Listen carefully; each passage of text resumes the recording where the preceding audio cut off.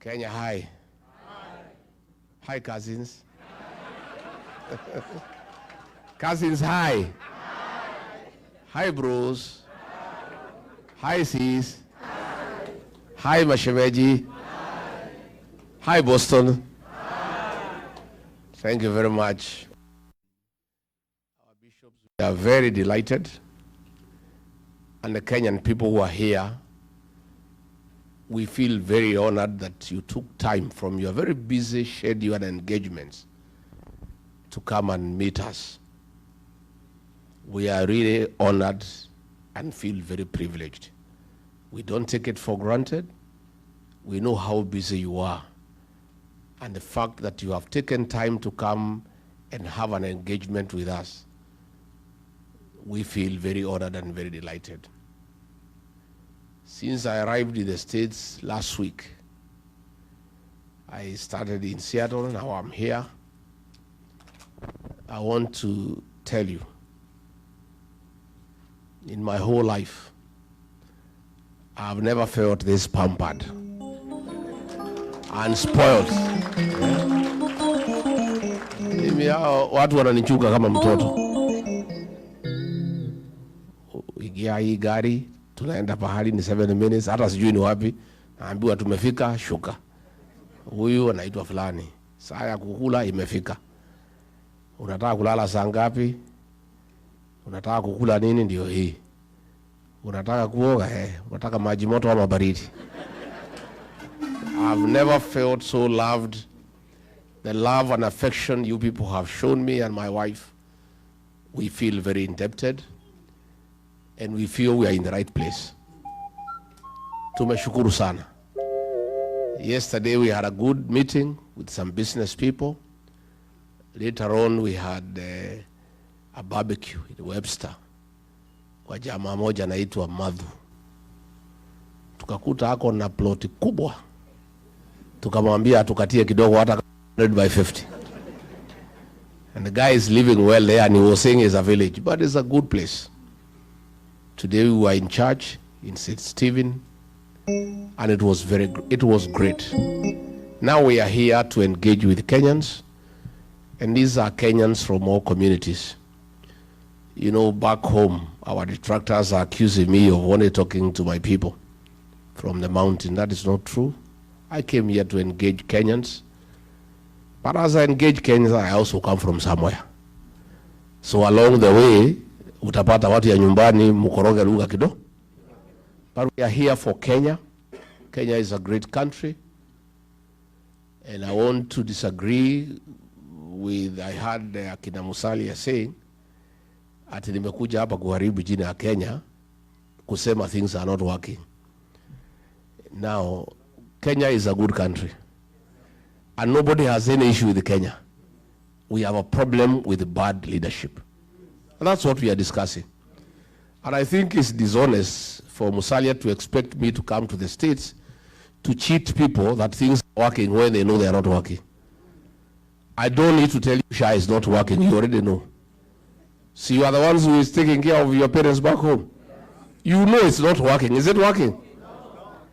I don't need to come here and cheat you that the cost of living is manageable. I cannot. I will be a very dishonest person. Because you already know that the shopping you used to do for your parents was 10,000 before Ruto became president. Today you need to spend 30,000 to do the same shopping. True or false?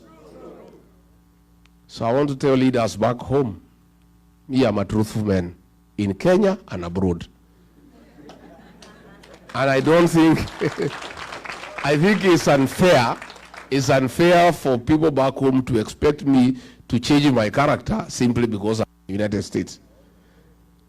I've been truthful in Kenya. I will remain truthful in the US. And when I go back, I will even be more truthful because you'll have told me a lot of things. Ni mzuri tuheshimiane na tuheshimu wa Kenya.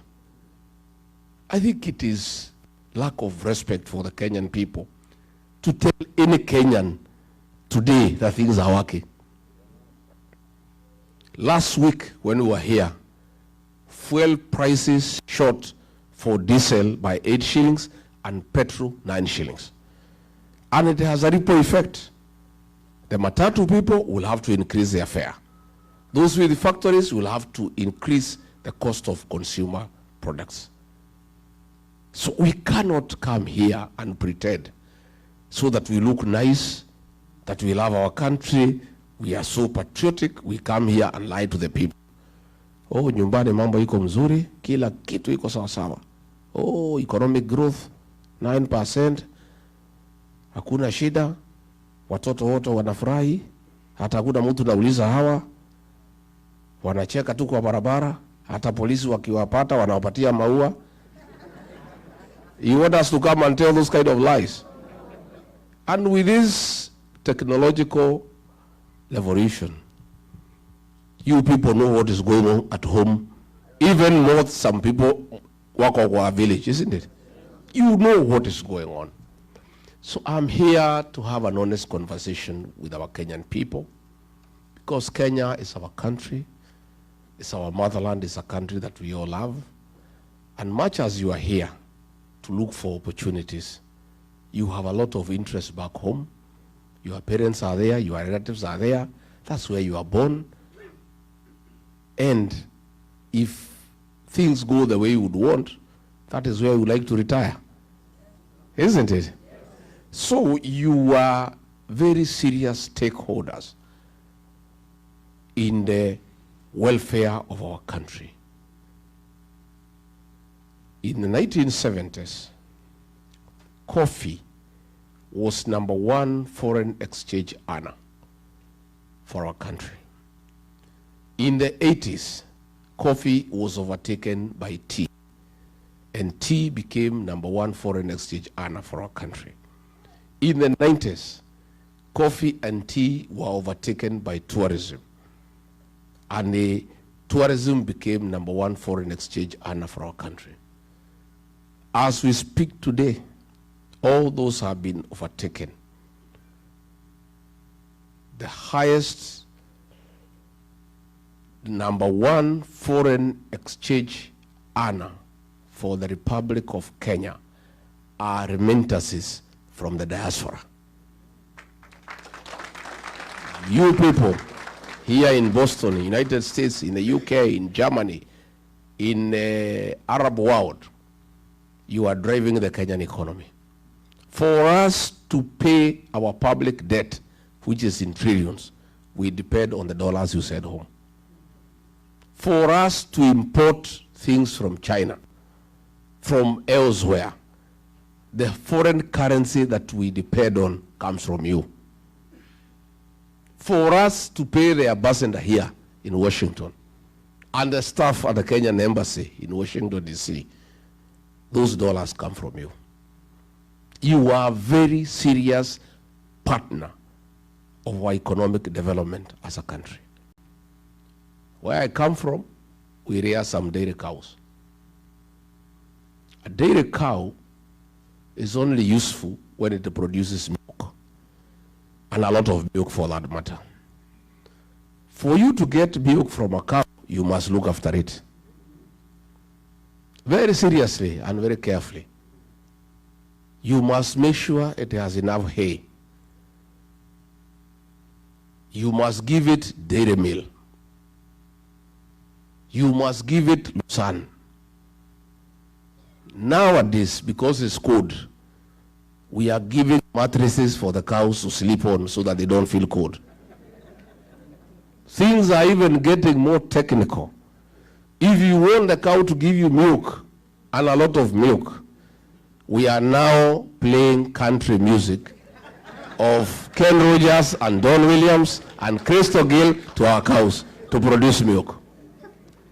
And if you don't take care of the cow, inakata na mazi? The Diaspora Brigade is a Kenyan dairy cow in matters foreign exchange. There is no way the dollars will flow to Kenya when the diaspora people are unhappy or when they are unsure of what is going on at home. They will even be more reluctant to send any money home if the president orders police to shoot and kill young children. They are not. Because they have children at home. They will not send money back home. If that money is being given to Soprano to go bribing people in meetings. These diaspora people want to see construction of roads. They want to see provision of clean water. They want good health for their parents. They want to hear that hospitals have medicine. They want to hear schools, children are being taught and their books. They also want to know what is the safety of their investment back home. These people here are reluctant to send money home after the money has been taxed here in America for it to be taxed again in Kenya. And that is the conversation we want to have with you. Why do I want to have this conversation? Because I'm sure 100% there is going to be a regime change in Kenya. We are going to have a new government, and we want to start preparing our partners in the new administration. Yeah? There is no need for us to wait when we have sent Ruto home, then I start coming to ask you how we can work together. Since we are sure ataenda nyumbani. Yeah? Kwani hapa ni one term? Hapa ni one term? What do you mean? Here in the States? In Boston? It's one term? Let me test nione kama ni kwata. Aya, Harambe. Wewe Ruto. Wewe Kasongo. Wewe Kaongo. Wewe Zakayo. Wewe mtu ya kutenga. Wewe harabu wa shamba. Wewe mwizi. Wewe muuaji. Aende asiende? Atembee asitembee? No, nimekubali hapa ni one time.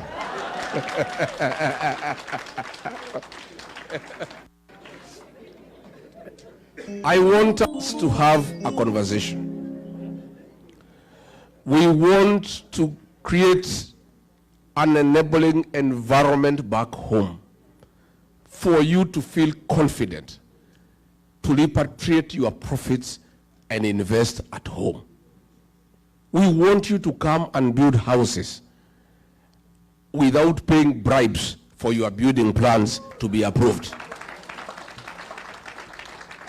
We want to have a discussion how you can invest your dollars back home at an interest rate higher than what you are getting here in America. And I want to be very candid. It is foolish, indeed irresponsible, not to engage the diaspora people on how they can bring their dollars back home. The dollars from the diaspora are enough to drive our economy. We can borrow from diaspora, we don't have to borrow from China. We don't have to borrow from the World Bank and IMF. These people in this room and elsewhere across the world have sufficient resources that can drive our economy. But they cannot entrust their money to a corrupt regime. They cannot entrust their money to people who are stealing left, right, and center. And definitely, they also cannot entrust their money to those who kill their children. Because these are also Christians. They are people who are religious. They have some moral fabric that drives them, that you must be a morally upright person for them to entrust their savings with you. So that is the conversation along the way I'll be having for the time I'll be here. And I'll be back again and again, so that by the time we are going to elections, we have an MOU with the diaspora people. I know you have been betrayed, and therefore you may not be very quick in trusting us. I have been betrayed too, so that makes the two of us. Sindio, the Kenyan people have been betrayed. So now we cannot talk about betrayal because everybody has been betrayed. You know the kind of excitement the Kenyans people had when we elected Ruto as president. He promised many things. He said he'll put money in our pockets. Little did we know he would get into the pockets and remove the little that we have. Through taxation and stealing. So everybody is feeling bad. Everybody is feeling let down. People are almost giving up. I want to say don't give up. There is a hope for a better tomorrow. The Kenyan people are very resilient and they don't give up. I want us to have a partnership with the diaspora people. I want to see where you people can form yourselves into cooperatives. Pull resources together. Import our coffee from home and market it here and make the profit and pay our farmers better. Our coffee is the best in the world. When you buy coffee here in Starbucks, it's impossible to afford. But the brokers take all the money, they don't pay anything back home. Our tea, our avocado, the prices here are crazy. Yet the farmers at home are crying. If you people organized yourselves, put money together, purchase avocado from home, sell at the same price, keep some profit, and pay your mothers and aunties well, you will have done well for your country and for yourself. I have many ideas, but those ideas, I have to work with them with you and our children, the Gen Zs. These Gen Z fellows, the present and the future of our country. And there is no leader who is going to succeed without working with these children. They are more knowledgeable than all of us. Hawa watoto, hakuna kitu hajui. Wamesumbua Ruto, he is not sleeping. Na alikuwa anajifanya ni mjuaji. Amekanyangwa na hiyo watoto, hana pahali ya kupotea. Because they are educated, they have pressure, they have access to internet, they are talking with their peers across the world. And the administration that we want to form, the Gen Zs will be part of that government. I want the Gen Zs on the decision-making table so that they can help us to manage our country. Our party, the DCP, the National Executive Council of about 36 people, 13 of them are Gen Zs, young people. And they are the ones who are driving the party. And I am a beneficiary of their knowledge and advice. I listen to those young people. Sometimes I open my mouth, I'm left gaping with the knowledge and the ideas that they have. And these are the people that we want to partner with. And I want to say very clearly, if God is gracious and gives me the opportunity through the people of Kenya to be president, I'll have a mix of experience and youthfulness in government. Where we pick a cabinet secretary who is experienced, the principal secretary is a 24, 25-year-old girl or boy. They work together. So that the elderly experienced can guide the young people and slow them down. And then the young can bring energy and vibrance and fresh ideas. A mixture of the two will liberate our country and make it a world-class economy.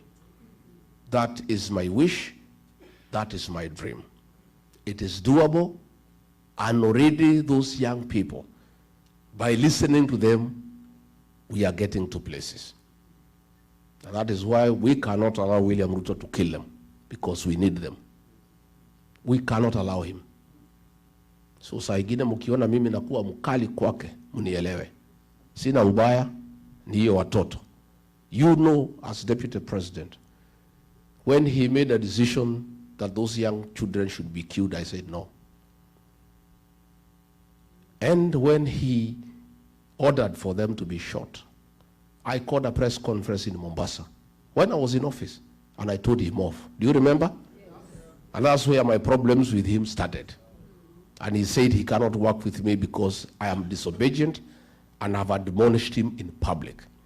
And I said, I would rather lose my job than be part and parcel of a government that kills young children. And let me tell you, today we don't have the job, but I have peace of mind. I sleep well.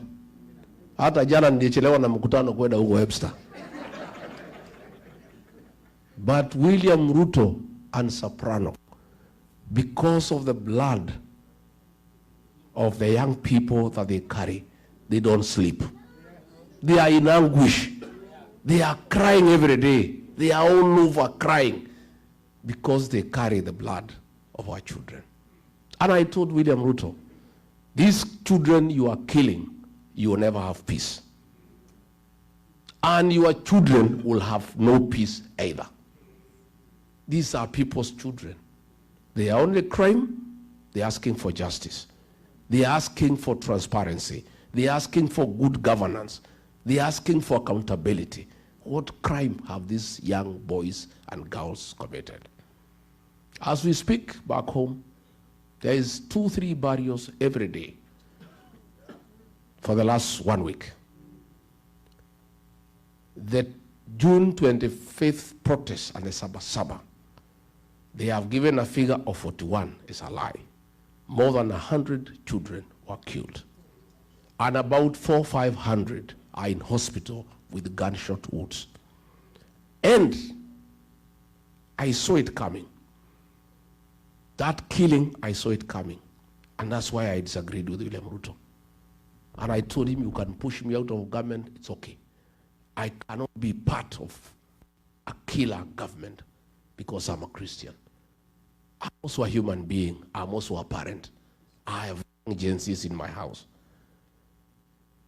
What worrisome is that he is no longer pretending. It was being done through the police, through the National Intelligence Service, anajificha mbali. Him and his boys are no longer pretending. There are 3 instructions that have been given. The first one by Kipchumba Murkomen, his homeboy, kijana yake ya nyumbani, shoot to kill. That is there. It has already been implemented. It is going on. The second one from Ruto himself, shoot in the leg. That is the second one. The third one from Nelson Koech, his tribesman, don't shoot in the leg, shoot in the head. So those 3 instructions from William Ruto and his own boys are in force. That is the danger we are in as a country, where a president elected by the people can give instructions in public that children be killed, where his minister can give instructions and he's not apologetic about it. That is the situation we are in. And let nobody tell you that the people who have a problem with that kind of behavior are the Kikuyus. No, it's Kenyans, all of them, including his own tribesmen. Huko in Kericho, Bomet, the Kipsigis are crying. Huko in Baringo, the Tugans are crying. Everybody is up in arms. And it's a Kenyan problem all of us must fix. So before I can ask you to bring your investment home, please let us work together and first fix the governance. And there are no 2 ways about it. One term. One term. And I want to, when I'm here, to tell William Ruto and his boys, I've seen they are all over the country castigating me because of one term. One term has nothing to do with Rigiji. It's a decision and the mood of the Kenyan nation. All Rigiji did was to look for an appropriate slogan to describe the way the people of Kenya are feeling. Rigiji is just creative, isn't it? Yeah. Rigiji, being a student of literature, he studied the mood of the country, what people have decided and summarized it in one word, one term. But it's not me. I am here. In the US, one term is still going on. So they are abusing me.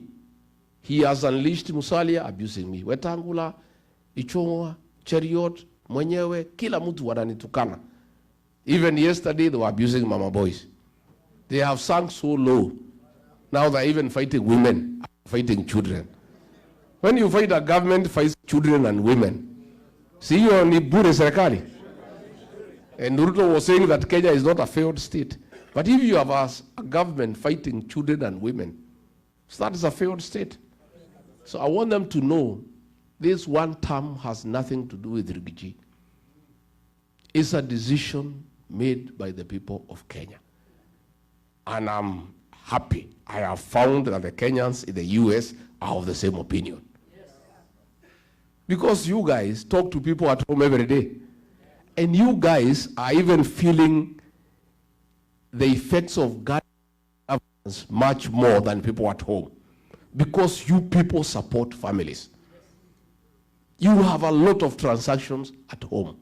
So even as you work here in the States, you are feeling the impact of bad governance when you are here. So, my brothers and sisters, my cousins, let's fix this together. Mimi nataka munisaidie. You may not know, but you have a lot of influence back home. Hiyo kitu munatuma na M-Pesa, hiyo titi. Iko na ushawishi kubwa sana. The families you take care of, the people that you support, listen to you. Talk to them. Tell them it's one term. Hata wakichukua pesa ya huyo jamaa ni one term. Najua siku moja alikuwa anakuja huko mlimani na pesa mingi sana. He had 1 billion nikaibiwa siri na mtu wa Central Bank. Ilikuwa anatolewa na magunia. Kaambiwa pesa imetolewa ya kwenda mlimani 1 Kenya shillings. Sasa nikauliza hii pesa si nipange vile watu yangu watafaidika. So nikawachanua. Kaambia nyinyi watu ya mlima msioneshe hii jamaa hasira. Lakini kwenda mkutano yake lazima alipe. Attending a meeting, it is 2,000. And you must be given before you go for the meeting. If you are in the meeting na anataka upige makofi, uongezwe 1,000. Na kama anataka ucheke umuoneshe meno, aongeze 1,000. So kila mtu 1,000 ngapi? Watu walikula pesa huko, lakini kaambia hii pesa mjue iko na damu ya Gen Z. Please don't take it home. Usichanganye na ile yako ama kupeleka mtoto shule ataanguka mtihani. Hii pesa mkule hapo kwa ploti hapo. Na kama uko na deni ya Shylock watu walikula nyama, wakafanya shopping nini, akanyolewa 1 billion. Akifika Nairobi, akasikia mambo ni one time. He has never come back there. Jana nimeona Masaini, Wamasai wamechanuka. Wamasai wamejaa hapo karibu na Kiserian, Sabrano walikuwa wameenda hapo na pesa na gunia. Wanapiga makofi, wanacheka, wanaimba. Wakapewa kila mtu 2,200, wakanyamaza. Alipoingia ndege kuamuka kufika juu, one time. Another group of bodaboda walikuwa wameenda pahali zaitwa Bisil. Wamelipwa kila mtu 3,000. Wakapewa, wakalipwa. Alipoingia kwa ndege, wakija kwa bodaboda, wamebebana watatu. Wanasimamisha gari, waambia, wewe mwenye gari, one time. Wewe mwenye gari, one time. That is what is going on in Kenya. So I want you to tell people back home, hiyo pesa ya Kasongo ikija mkule. Lakini ni one? Mutawaambia? Yes. Number 2, na nyinyi mupige kura. Those who are able to come home, you vote there. Those who can vote here, you vote here. Again, your congressmen and your senators, you tell them about what is happening in Kenya. Ndio watusaidie kwa Congress and Senate. And because they need your votes here, they can listen to you. You must tell them about the human right violation in Kenya and what is happening back home, so that the American government can understand whom they are dealing with. So mine is to tell you that you are serious partners of our new administration. And I want to assure you, we cannot get it wrong. Ruto is trying to divide the opposition. Ndio apitie katikati. Na yeye ni mkali na ni mjanja. Na ako na pesa, na watu wengi wanapenda pesa. Many people, very few people can be able to withstand corruption through money. So within our team anajaribu, lakini tumekaa imara. Tumekubaliana, mimi niko hapo. Kalonzo ako hapo. Matiang'i ako hapo. Eugene Wamalwa ako hapa. My sister mother ako hapo. Natembea ako hapo. Hata huyo mtata ako. Na yule mtu yote anataka kuwa rais. Tumesema kila mtu aende atafute kura zake. Kila mtu asanye zake. Pale mwisho, next year, hapo after Christmas, tuketi. Tuweke kura kwa meza, tupige hesabu, tuulizane nani atapeperusha bendera as one candidate only against William Ruto. I am a front runner, and I think I have the best chances to be president. But I want to give you a commitment. If the formula does not favor me to send Ruto home, I'll sacrifice my ambition and support whoever the formula favors.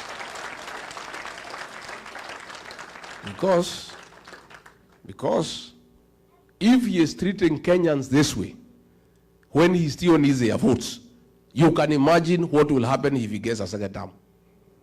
Kama anasema ati watu wapigwe risasi mguu na gari anatafuta kura, na kama hahitaji kura, si atakupiga yeye mwenyewe. I don't think he even said anybody to shoot people. He'll do it himself. So it must be one term. And we must sacrifice. So I want to give you that assurance. I have seen some reports by KTN sponsored by the National Intelligence Service. So wamekubaliana na huyu, so that they started dividing us and causing conflict. We have not settled on anybody, and it's not yet. There is only one thing that has been agreed on, one term. Si ndio? Hiyo tumekubaliana. As to who will replace him, bado. But Wakenya wamesema hata wengi hawataki kujua. Some women at home waliambia si hata kujua ni nani. Bora huyu atoke. So what has been agreed on, and now the newspapers can write, KTN, you can do a video, nani ni one term. Hiyo muendelee. That I want to confirm. That has been agreed on. As to who is a flag bearer, at the right time, we'll discuss. And government is huge. There is space for everybody. And we'll agree who takes what position, provided we come up with a formula to create good governance and get rid of corruption, get rid of killing, get rid of abductions.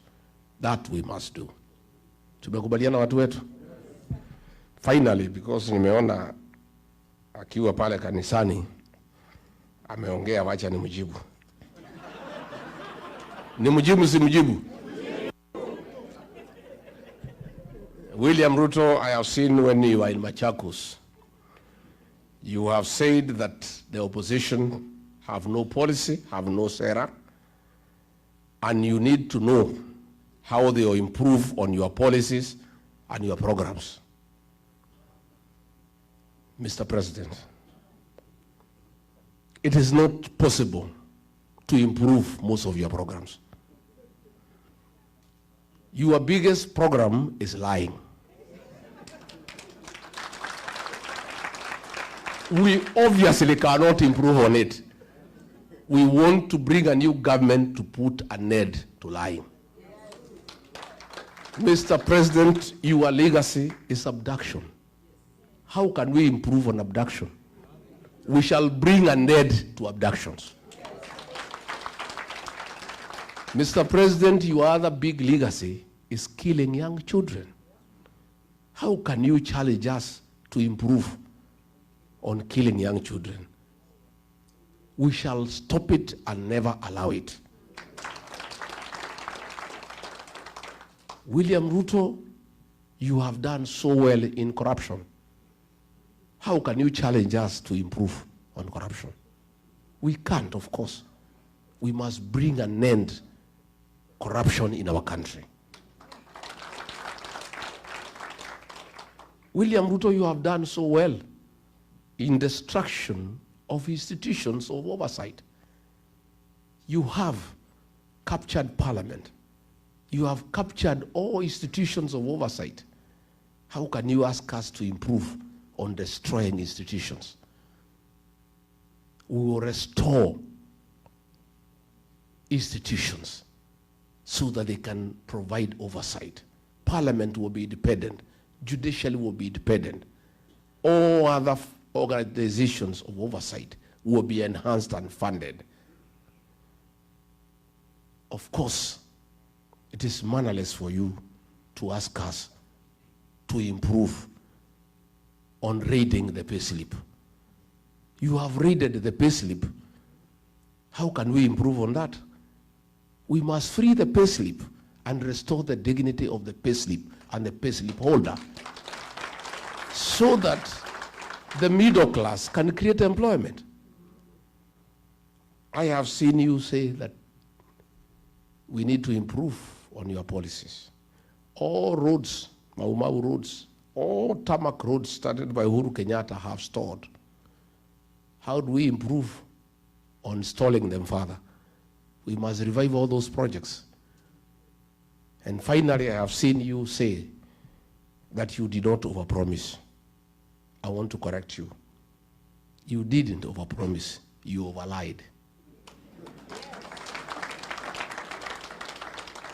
Tumemjibu watu ya mjibu. And finally, because mimi nataka muniulize maswali, si ndio? Si ndio? I just wanted to tell you that we are okay. By the way, we are okay. We are suffering, yes. The English say the darkest hour is just before dawn.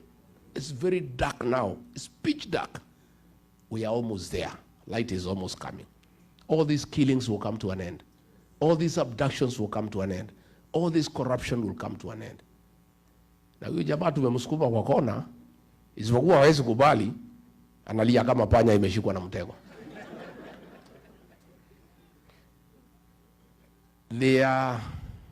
Leo Nakuru, our team was there, Nakuru County, for DCP. And they don't attack other parties, because most of the parties are sponsored by William Ruto. DCP is the only party that he knows. One, he cannot compromise, he cannot bias, and he cannot intimidate us. So walikuwa naenda subuki ya kanisa, wakitaka kwenda mikutano, wakafurushwa na polisi. I have talked to the police in Nakuru and they are crying. They are saying the husband of Governor Susan Kehika, called Samburu, is the one who is giving instructions to police. I asked police, as who? No, he has said the wife is in charge of the county government and he is in charge of the national government in Nakuru. How so? He says, tells the police, I am the business partner of William Ruto. All the meters that are sold to Kenya Power, I am the one who imports them on behalf of William Ruto and shares profit with him. All the fertilizer that is bought in the country, I'm the one who imports and we share the profit. All the rice that is imported duty-free and sugar, I import on behalf of William Ruto. I'm the one who funds his politics and his life. So my word here in Nakuru is final. And if you don't do it, you will be on transfer tomorrow. So the police went there. They are so shaken, yet they know it is illegal to stop the meeting. So wakiwa hapo wakamwambia Medho, si tuko tu kazi, wacha tujifanya tunatupatia gas kidogo kidogo, lakini tutatupa different direction. Kwa sababu hata nyinyi hiyo maneno mnasema sisi tuko ndani ya hiyo maneno. The police told them, we are also part of, we are suffering. This man is nobody in Kenya. He's not a government official. The fact that he does business with President William Ruto, he is lording over everybody in Nakuru, threatening us, saying he is the president of Nakuru. So William Ruto, I want to ask you, why don't you do business with Samburu, muendelea biashara? But you cannot make him in charge of police operations in Nakuru, or else we are in the country. You know, hata kama anakutengenezea faida, si wewe mwenyewe utafute mtu mwingine ya kuambia polisi vile watafanya, instead of him intimidating people in that Nakuru. Na sisi tumesema, fine. Since we cannot work on that guy because there is nothing we can do, I have told my people and the people of Nakuru to punish him, his wife, one time. Huyu Susan Kihika, I have already told the people of Nakuru, for what Boro is doing, akitumia jina ya Ruto kuangaisha watu ya Nakuru, to punish him, bibi yake Susan Kihika akuwe, akitaka kuhamia Sogoi, wakae huko na Ruto, waendelee. So mimi nimeshukuru sana, and I really wanted to assure you, not to be worried. We have got a good plan. And they had tried to isolate the people of the mountain and coin 41 versus 1, lakini Kenya wamekataa. Mimi nimetafuta makuzo, mashemeji, mabros, masiste. We are one big team. Hii mtu tutakimbiza yeye kama baisikeli ya kuibiwa. 7+1 by saa 2. And Gen Zs will help us to protect our vote, to make sure they are in every polling station. So the church, I want to thank you. Ikanyi huyu alikuwa ametutafutia nyumba hapo Kivutu. Amesema vizuri sana that your activities are around the churches. I want to thank the Church of Christ for what you are doing for our community here abroad. And you people, Kenyan people, please stay together. Love one another. Support each other. Because you are in foreign land. Nyinyi lazima muchungane. Buffaloes don't move together in a herd because they love one another. It's the danger of walking alone. If you look at the wild mist migration at the Mara, his wild sikitembea. When the lions try to attack them, they are able to fight them off. But along the way, one of the beasts gets injured and is unable to walk faster. And the others walk and leave it behind. Within 5 minutes, imechukuliwa, imekuwa nyama. Never walk alone. Please stay together as the people of Kenya. Take care of each other. Tafuteni makazi na mashemeji. Si ndio? Na kazi ni anybody anataka William Ruto akuwe wandamu. That is the definition of cousin. Makuzo mko? Hi Kuzo. Hi Kuzo. Please, we are communities. And I've told you, even the Kalenjin, they are crying as much as everybody else is crying. Because the cost of fuel, there is no one that is cheaper for the Kalenjin. It's the same cost. Kila jamii inalalamika because of bad governance. So we need to work on our country together. But with the leadership of Gikonyo, mukubaliane yale maneno mnataka tufanye na nyinyi diaspora. Na mimi, I want to promise, hii Los Angeles consulate, hiyo, tukipata serikali, tutapatia mtu ya diaspora, achunge mambo yenu hapo. Hiyo Washington DC hapo embassy, mutajaa huko. Because you are the one who understands what needs to be done here in the States. You understand the challenges of Kenyans here. You know the business opportunities. You know how we can grow trade between us and the Americans. Because you have been around for a long time. And you understand these Americans. So you are the best people to advise our government on how we can sell our products here. How do we bring our tea here? How do we bring our coffee? Nijaribu kumwambia William Ruto, wacha tuweke hii watu ya diaspora kwa embassy. Sasa bana, achana na hiyo watu. Hiyo watu wacha wangaike huko. You know? Ameenda ametafuta mtu ya kwao, ameleta hapa Washington. Tangu akuje amekutana tu na jamii yake, he has not met Kenyans. He has not bothered to find out what is happening among the Kenyan people here. So I want to make a promise that we'll agree that our missions abroad, the diaspora brigade, you have learned people, experienced people to run those embassies and run them efficiently for the benefit of Kenyans, for the benefit of our country, and for improvement of trade and good relations with the people of America. Si ndio? Sasa mutakuja kutembea wa Monyoro? Mutakuja lini? Mutakuja Disemba? Mutakuja? Kujeni wa Monyoro nichijie nyinyi. Najua sasa hapa jana nimeambiwa na huyu driver alinibeba ile buzi tulikula pale, ati akaniambia hapa buzi moja ni $400. Karibu nisimamisha gari nitoke niende niingilie hiyo biashara. $400. Wow. So mimi Mungu akinisaidia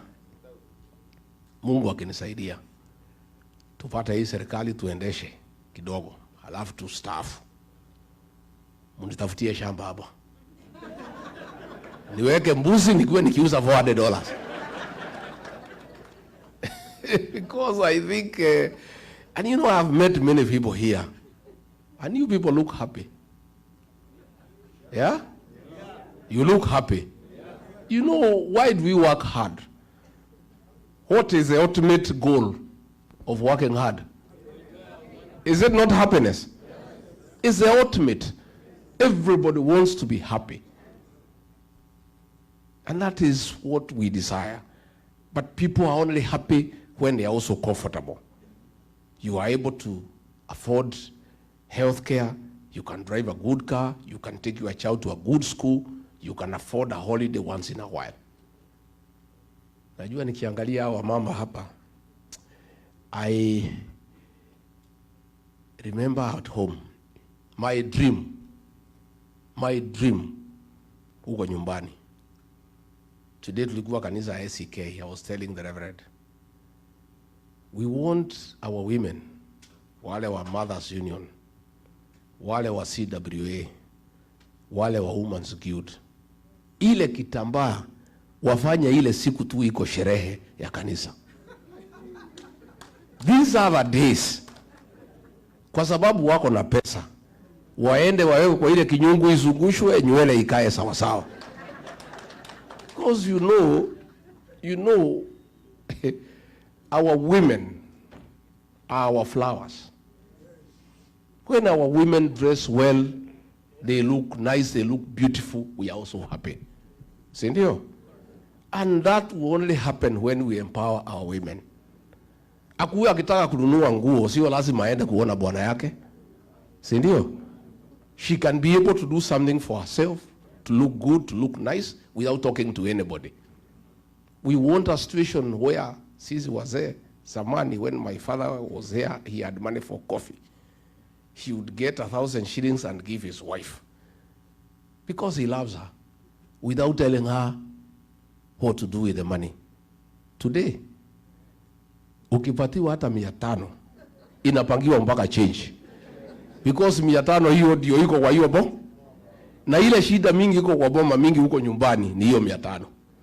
Wakigombania juu. So the minute we fix our economy, we fix our businesses, our women have money, our men have money, our young people have money, everybody has some little money, even there will be a lot of love and affection within families.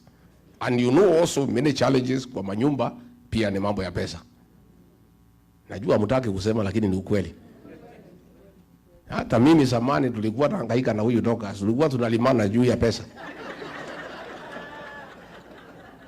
Lakini sasa hatuwezi subuana.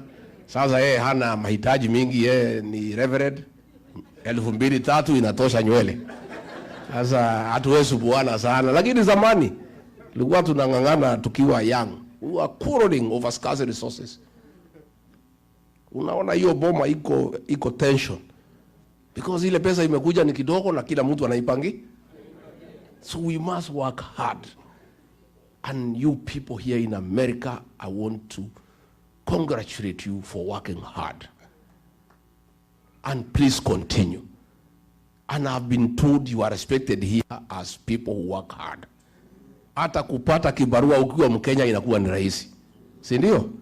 Please continue with the spirit of hard work. Hard work pays. And that is why our country is respected. So if we can fix our governance back at home, tufukuze hii wauaji na hii wezi. We fix the economy, everybody is happy. When you retire mkija nyumbani, mnakuja tu mnakaa huko kusoma magazeti, kuenda massage, kuenda sauna, mnakula mali yenu polepole. Hata mumeumia hapa kwa kazi mingi sana, si ndio? Si kazi hapa ni mingi. So I would like us to make a country where when you retire, hata wewe utafurahia retirement yako. You know, that is the kind of country that we want to create. And in that we'll work together. Mimi nimeshukuru sana. Kama nimebo nyinyi poleni. Na mimi sasa niko hapa wiki kadhaa, alafu nirudi kule. Watu tayari wananiuliza, sababu hii jamaa lazima. Hiyo mtu si rahisi. Lazima iko kibarua, si ndio? Iko kibarua. Anajua mimi ndio namuelewa kuliko anybody else. Mimi namuelewa sana. Lakini uongo. That man lies without blinking. Amekuangalia tu namna hiyo na kudanganya. Tangu nizaliwe, I've never come across such a liar in my entire life. Na ilifika pahali mimi nikaona siwezani naye. Siwezi kwa sababu mimi ni Mkristo, ni mtu ya ukweli. Tulikuwa tunaenda kufungua barabara. Na anajua there is no budget, there is no money. Matiga inabebwa, matrakta nini, anaenda chukua bendera, anaanzisha. Tunaingia ndege, tunaenda, matinga inatufuata. Sasa nikaenda nikamwambia rais, hii uongo si itatumaliza. Sema bana, hii raia ni watu ya kupangwa namna hii namna hii. There is still time, wewe acha tupanga hii watu. Namwambia but we promise. Anasema hiyo ilikuwa ni campaign bana. Wewe unafikiria ile maneno yote tulisema tutafanya? Haiwezekani. Hiyo ilikuwa ni mambo ya kutafuta kura. Namwambia lakini rais, why do we go to start a project when we know for sure it will not go on? But now, you know, we must keep on going to the people. People live on hope, my brother. Wewe Rigiji, wacha mambo mingi. Wewe wacha maneno mingi wewe. Wacha nikuoneshe. Mimi nimekuwa kwa hii ukarabati miaka 35. Hii watu nitawapanga na watapangika. Hao watu walikuwa napanga. Wamepinduka. He cannot tell them anything. Anything that comes from his mouth, even before he finishes, watu wanasema ni wo? And for killing our young children, he will never recover. Hata akilete manifesto gani, hata akija na binu gani, people of Kenya will never listen. It is done and dusted. It's only a question of time. And the worry is, wataiba kila kitu kabla tuingie. That is my only worry. Hii miaka 2 kupora mali, all the taxes we are paying. Pesa inasanywa, inapatiwa soprano, anabeba pesa na ndege. Helicopters inamfuata karibu usifanye accident huko juu. Everybody has a helicopter. And you know, helicopter is $1 million a day. Sasa mpaka ng'ombe simeanza kufuata miscarriage kwa sababu ya kelele ya helicopter. Hata kuku hazitaki mayai. Oima ndege napiga kelele everywhere mpaka the animals are confused. You know? So, tumekubaliana watu wetu? Mnataka nirudi tena? And we have really enjoyed. We are walking in the morning. The place is beautiful. We are having a time of our life. Wachungaji mmesema tukuje dinner. Iko ugali? Whatever mtatengeneza tutakula. Mbona usipatie snails ama frogs or snakes, but all these other things tutatangangana naye. If it looks kama ni kitu ya nyumbani na karibiana tutakula. We'll come so that we meet our church leaders.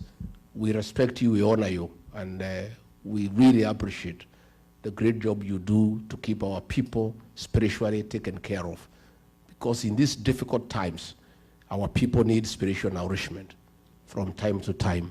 We really value our church leaders for the work you do when we are bereaved, when people are going through struggle. We also know, the way you said, you are also like judges. You solve domestic issues without asking for payment. Hata mkitaka kulipisha hakuna shida, sababu hii shida ya nyumbani inakuwaga mingi. Sasa kwangu ikitokea sijui itafanya nini, kwa sababu wangu tayari ni reverend. Sasa unless we hit a bishop, lakini kwangu hawezi tokea shida sasa. Sababu kila mtu hako busy. Mimi niko kwa mambo ya one time. Sasa tutakosania na huyu mama nini? Kila mtu yeye anaomba, anaombea nchi, anachuga boy child, mambo ya drugs. And I can tell you, as deputy president with my wife, we had done work on alcoholism and dealt with it conclusively. Our young men had gone back home and started having families. The minute we left office, the illicit brews are back, our boys are back in the trenches. It's so sad, because it's something that we had done successfully, and we had saved an entire generation. But I'm not worried, because there is a God of a second chance. We'll even do it much more, with a good program, with a good budget, to make sure that we deal with drug addiction and alcoholism. And I've been told you have a similar challenge here. Quite big, isn't it? So that is something, Reverend Dorcas, you have to start thinking through.